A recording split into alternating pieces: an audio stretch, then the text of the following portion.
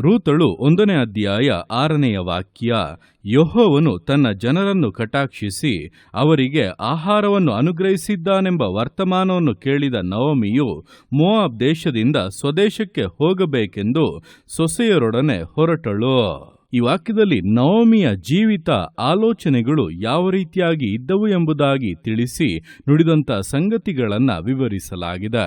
ನೋಡುವಂಥ ಸಮಯದಲ್ಲಿ ಆರಂಭದಿಂದಲೇ ಇವರ ಕುಟುಂಬವನ್ನು ನೋಡುವಾಗ ನ್ಯಾಯಸ್ಥಾಪಕರು ಆಳುತ್ತಿದ್ದಂಥ ಕಾಲದಲ್ಲಿ ಬರಗಾಲ ಇದ್ದಂಥ ನಿಮಿತ್ತವಾಗಿ ಎಲಿಮಲೇಕನು ಹಾಗೆ ನವಮಿ ಅವಳ 2 ಗಂಡು ಮಕ್ಕಳು ಇಸ್ರಾಯೇಲ್ ದೇಶವನ್ನು ಬಿಟ್ಟು ಮೋವಾಬ್ ದೇಶಕ್ಕೆ ಹೊರಟು ಹೋಗುತ್ತಾ ಇದ್ದಾರೆ. ಅಂದರೆ ಆ ಕಾಲದಲ್ಲಿ ತಿನ್ನುವುದಕ್ಕೆ ಏನು ಇಲ್ಲವಲ್ಲ ಅಂದುಕೊಂಡು ಸ್ವದೇಶವನ್ನು ಬಿಟ್ಟು ಅನ್ಯ ದೇಶಕ್ಕೆ ಹೋಗುವಂತ ಆಲೋಚನೆಯನ್ನ ಮಾಡುತ್ತಾ ಇದ್ದಾರೆ. ಆ ರೀತಿಯಾಗಿ ಹೋದ ನಂತರ ಅಲ್ಲಿ ಬರೀ ನಷ್ಟಗಳೇ.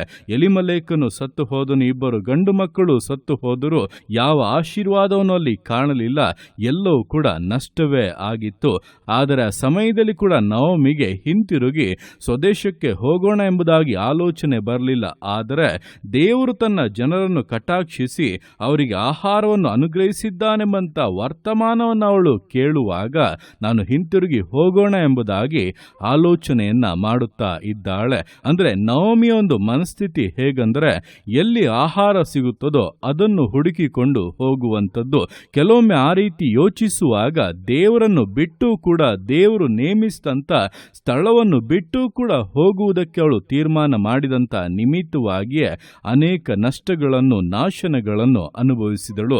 ಆದರೆ ಅದರ ನಂತರ ಅವಳು ಸ್ವದೇಶಕ್ಕೆ ಹಿಂತಿರುಗಿ ಬರುವಾಗ ಅವಳೊಟ್ಟಿಗೆ ಬರುತ್ತೇನೆಂಬುದಾಗಿ ತೀರ್ಮಾನ ಮಾಡಿದಂಥ ರೂತಳ ಮೂಲಕವಾಗಿ ದೇವರು ನವಮಿಯನ್ನು ಪುನಃ ಆಶೀರ್ವದಿಸಿ ಜೀವಿತದಲ್ಲಿ ಕೆಲವೊಂದು ಒಳ್ಳೆಯ ದಿನಗಳನ್ನು ಕೂಡ ಕಾಣುವಂತೆ ಮಾಡಿದರು.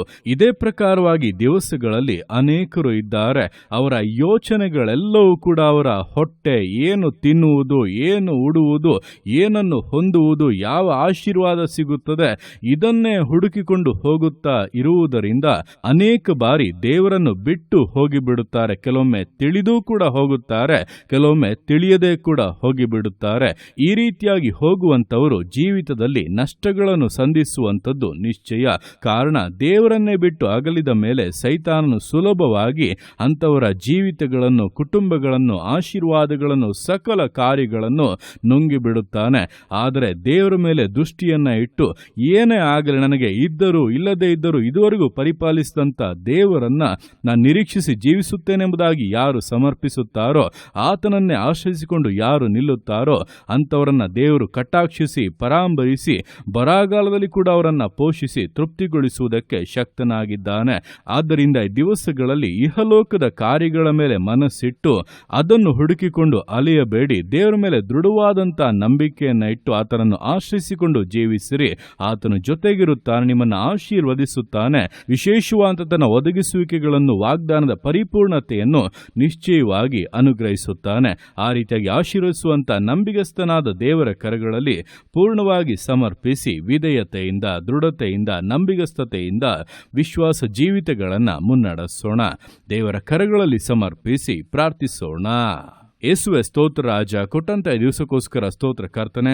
ಈ ದಿವಸ ನಿನ್ನ ಕರಗಳಲ್ಲಿ ಸಮರ್ಪಿಸ್ತಾನೆ. ಪ್ರತಿಯೊಂದು ಜೀವಿತಗಳನ್ನು ನೀನು ಆಳ್ವಿಕೆ ಮಾಡು, ಬಲಪಡಿಸು ಕರ್ತನೆ. ಅದಪ್ಪ, ದಿವಸಗಳಲ್ಲಿ ನವಮಿಯ ಆಲೋಚನೆಗಳು ಆಹಾರವನ್ನು ಹುಡುಕಿಕೊಂಡು ಜೀವಿತದ ಸುಕ್ಷೇಮಗಳನ್ನು ಬಯಸಿಕೊಂಡು ಹೋದಂಥ ನಿಮಿತ್ತವಾಗಿ ನಿನ್ನಿಂದ ಕೂಡ ಅಗಲಿ ಶತ್ರು ದೇಶದಲ್ಲಿ ಹೋಗಿ ನೆಲೆಸುವಂತೆ, ಇದ್ದದನ್ನೆಲ್ಲ ನಷ್ಟಪಡಿಸಿಕೊಳ್ಳುವಂತೆ, ಜೀವಿತವು ಮಾರವಾಗಿ ಮಾರ್ಪಡುವಂತೆ ವಿಷಯಗಳು ಬದಲಾದ ಹಾಗೆ ದಿವಸಗಳು ನಾವು ಇರಬಾರದು ಕರ್ತನೆ. ನಮ್ಮ ಯೋಚನೆಗಳು, ನಮ್ಮ ಆಗ್ರಹಗಳೆಲ್ಲಪ್ಪ ನೀವೇ ಆಗಿರಬೇಕು. ನೀವೇ ನಮಗಿರುವಂಥ ಪಾಲು ಪಾನವು ಎಂಬುದಾಗಿ ಅಪ್ಪ ನಿಮ್ಮಲ್ಲಿ ಹರ್ಷಿಸುತ್ತಾ ಜೀವಿಸುವುದಕ್ಕೆ ಒಬ್ಬೊಬ್ಬರಿಗೂ ಸಹಾಯ ಮಾಡು.